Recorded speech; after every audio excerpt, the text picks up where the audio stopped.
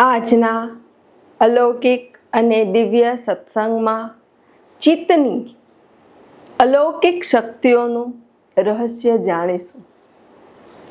ચિત્ત એટલે આત્માની આંખ કહેવાય. જેટલું ચિત્ત શુદ્ધ, પવિત્ર અને સશક્ત ને એટલું જ તમને આત્મતત્વ અનુભવ થાય છે. અને જેટલું ચિત્ત ગંદુ, જેટલું ચિત્ત દૂષિત, એટલા જ તમે શરીર ભાવમાં રહો છો. આ ચિત્ત નાની નાની વાતોમાં, ભૂતકાળમાં, ભવિષ્યમાં ગંદુ થતું રહેતું હોય છે. પણ ક્યારે?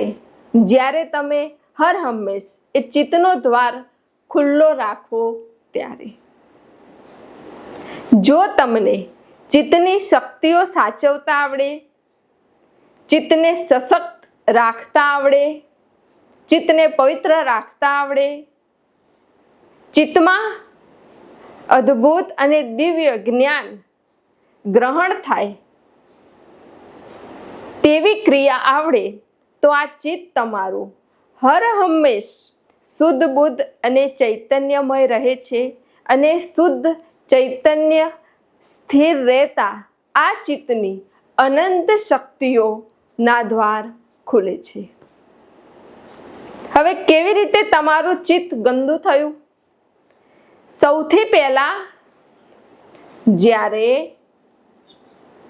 તમારું ચિત્ત અંતઃકરણ પ્રગટ થયું ત્યારે એ અંતઃકરણ કેવું હતું? આવું. કેવું? ચોખ્ખું, જેમાં કોઈ કચરો ન હતો, કોઈ વેમ ન હતા, કોઈ ભ્રમણા ન હતી, કોઈ ભ્રાંતિ ન હતી, કોઈ તારું મારું ન હતું, કોઈ જાતિ નહીં, કોઈ રંગ નહીં, કોઈ રૂપ નહીં, કોઈ ઘાટ નહીં. તમે તમારા પોતાના મૂળ સ્વરૂપમાં મસ્ત હતા. હવે આ ચિત્તનું સ્વરૂપ, ચિત્ત ચોખ્ખું છે, એકદમ પારદર્શક. હવે આ ચિત્તમાં ધીરે ધીરે કચરો ભરાતો ગયો. કેવો કચરો? પહેલા તો હું આ જાતિનો છું, તે જાતિનો છું, આ મારું છે, આ તારું છે, આ પારકું છે, આ પોતાનું છે. પહેલા કેવો કચરો ભરાતો ગયો? ધીરે ધીરે આ ચિત્તમાં કચરો ભરાતો ગયો.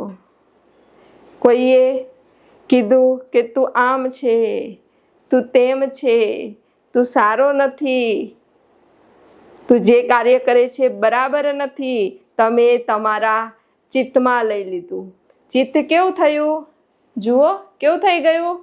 દોડાઈ ગયું. ચિત્તમાં કચરો આવી ગયો. ધીરે ધીરે ભેદ વધતા ગયા, ધીરે ધીરે ભ્રાંતિ વધતી ગઈ. અને આ બધુંય તમે તમારા ચિત્તમાં સ્વીકાર કરતા ગયા. તમે વિચારો, તમે જન્મ લીધો ત્યારથી તમે તમારા ચિત્તમાં બધું સ્વીકારતા જ ગયા છો. તું સારો નથી, તું સારી નથી, આ જીવનમાં તું કંઈ નહીં કરી શકે, તારામાં કોઈ લાયકાત નથી. સ્વીકારી લીધું. તમારું ચિત્ત કેવું થયું? દૂષિત થઈ ગયું. હવે તમે ધીરે ધીરે ભક્તિ માર્ગમાં આવ્યા. ભક્તિ માર્ગમાં આવ્યા તો પણ આ નકારાત્મક મનુષ્યો તમારું ચિત્ત દોડવા લાગ્યા કે આ તું જે કાર્યમાં છે એ કાર્ય બરાબર નથી. આ ભક્તિ તો હોતી હશે, મોટો ભક્ત થઈ ગયો છે, મોટી ભક્તાણી થઈ ગઈ છે, મોટું ભજન કરે છે, તને જ ભગવાન મળવાના છે, આવું કહેવા લાગ્યા. તમારી નિંદા થવા લાગી અને તમે એને સ્વીકાર કરતા ગયા, ગ્રહણ ચિત્તમાં લેતા ગયા. જેથી તમારું ચિત્ત દોડાઈને કેવું થઈ ગયું? આવું. અલગ અલગ રંગવાળું, અલગ અલગ કચરાવાળું ચિત્ત થઈ ગયું.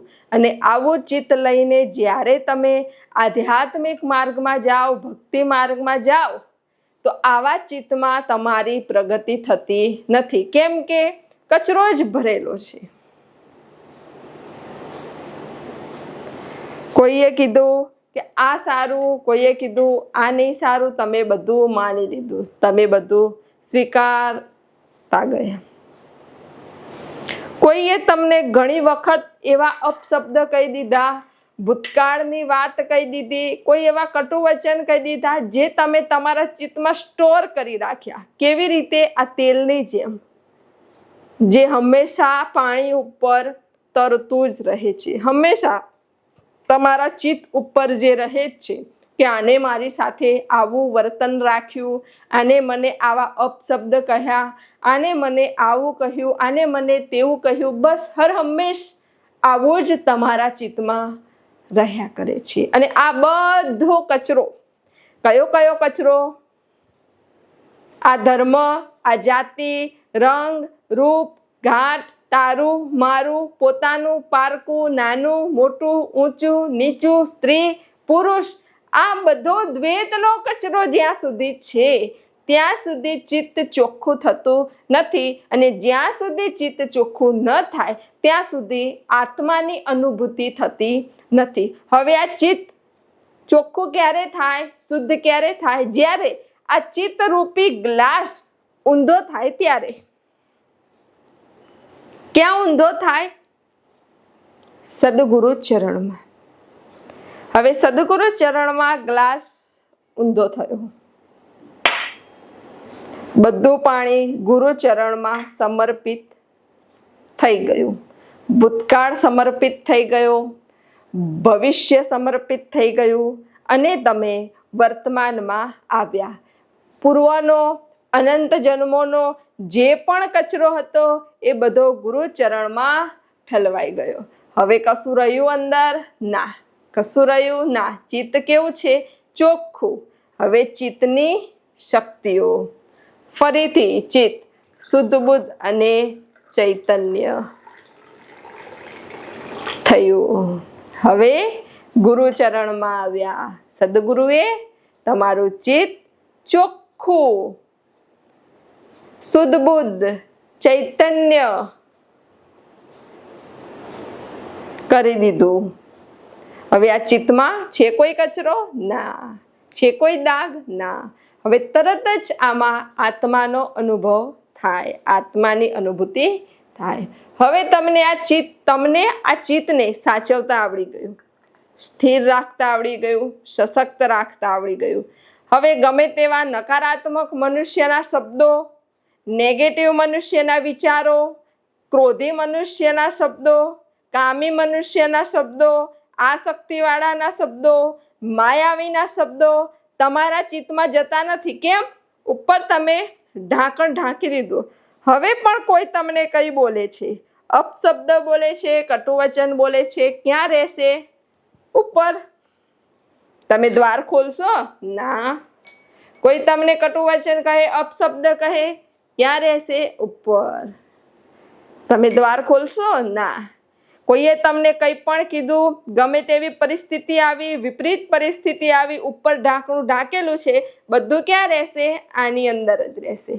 ચિત્તરૂપી પાત્રમાં કંઈ પણ આવશે નહીં. એટલે ગમે તેવી મુશ્કેલ પરિસ્થિતિ હોય, ગમે તેવી વિપરીત પરિસ્થિતિ હોય, તોય તમે આનંદમાં રહેશો, ખુશ રહેશો, પ્રસન્ન રહેશો. કેમ કે તમારા ચિત્તમાં કંઈ પણ જતું નથી. કોઈએ બહુ કટુ વચન કીધા, અપશબ્દ કીધા, તેલ જેવા ચીકણા, જે ચોંટી જાય તો ચોંટી જાય, જન્મ જન્મ સુધી જાય નહીં, એવું કીધું, તોય એ ક્યાં રહ્યું? ઉપર. અંદર એનો પ્રવેશ થયો નહીં. હવે તમે ચિત્તનો દ્વાર ક્યારે ખોલશો? જ્યારે કોઈ જીવંત સદગુરુ, પ્રગટ સદગુરુ તમારા જીવનમાં આવ્યા છે, એમના સાનિધ્યમાં જશો, એમના ચરણમાં જશો.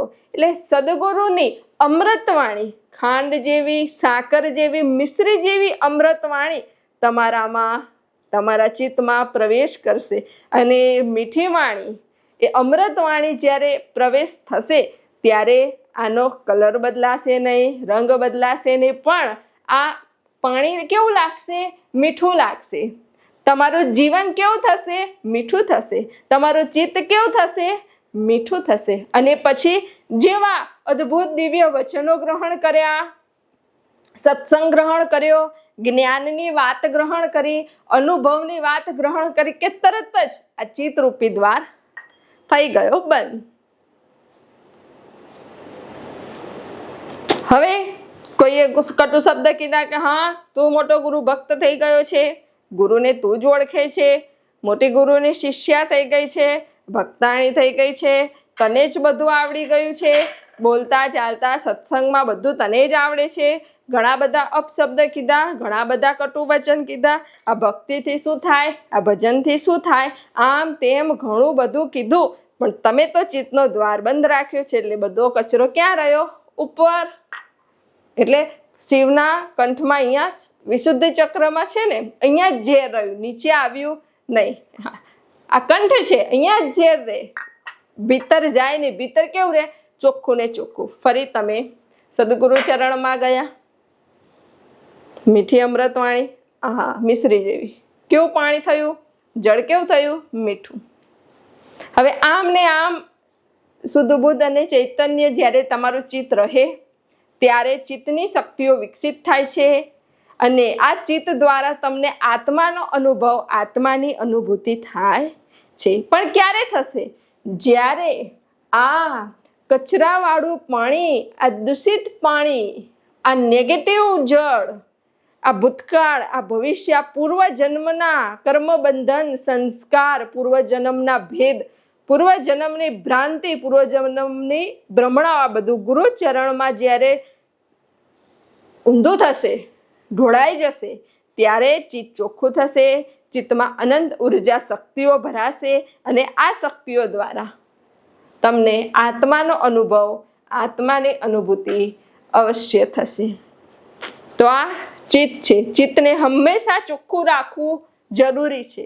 જેમ તાંબાનો લોટો હોય, તાંબાનો ગ્લાસ હોય, એને એક દિવસ તમે સાબુ લગાવો, ધોવો ને તો એક દિવસ ચોખ્ખો રહે, બીજા દિવસે એને ધોવો જ પડે. એવી રીતે ચિત્ત છે, ચિત્તને દરરોજે સાચવવું જ પડે, એની પર ઢાંકણ ઢાંકેલું રાખવું જ પડે. કંઠ સુધી આવી શકે, એનાથી નીચે જાય નહીં. અને જો આ ઢાંકણ ઢાંકેલું હોય તો તમારું ચિત્ત હર હંમેશ શુદ્ધ બુદ્ધ ચૈતન્ય પવિત્ર રહે છે. એટલે જ તમે જુઓ સંતોના જીવનમાં કેટલી કઠિન પરિસ્થિતિ આવી, કેટલી વિપરીત પરિસ્થિતિ આવી, તોય તે વિચલિત ન થયા, તોય તે ભજનમાં મસ્ત રહેતા, ભજનમાં આનંદમાં રહેતા. કેમ? કેમ કે ઢાંકણ ઢાંકેલું હતું, કચરો ઉપર, અને તેમનું ચિત્ત ચોખ્ખું ને ચોખ્ખું, શુદ્ધ ને શુદ્ધ, પવિત્ર ને પવિત્ર. આ કળા જો તમારા જીવનમાં હોય ને તો હર હંમેશ તમે આનંદમાં, ખુશ અને પ્રસન્ન રહી શકો છો.